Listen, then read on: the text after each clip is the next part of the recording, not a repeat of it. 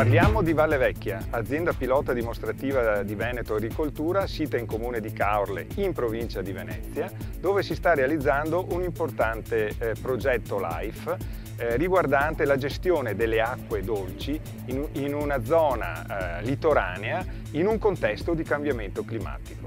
La domanda è: potrà un'azienda vicina al mare, a quota molto bassa, più bassa del medio mare, resistere, poter produrre ancora produzioni agricole e natura e turismo ed economia in un contesto di cambiamento climatico con riduzione delle precipitazioni e una tendenza a una maggiore salinità dei terreni e in generale di tutta l'area? Il progetto Vustore 2 vuole rispondere a questa domanda intervenendo in due fasi. Fase 1: accumulo dell'acqua dolce.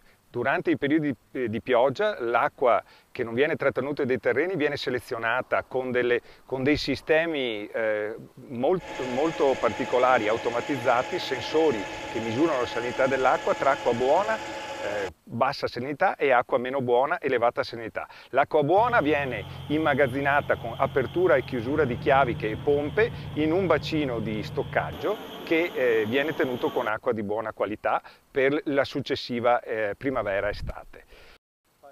Fase 2: la distribuzione dell'acqua immagazzinata di buona qualità.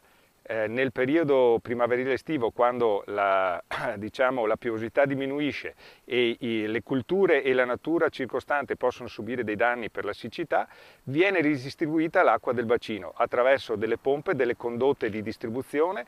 L'acqua viene immessa in capifosso per creare una falda dolce sopra la falda salata e quindi consentire alle colture agricole, ma anche a tutte le fasce naturali, di stare bene. E un'altra parte dell'acqua, attraverso delle condotte e la microirrigazione, viene distribuita alle colture agrarie.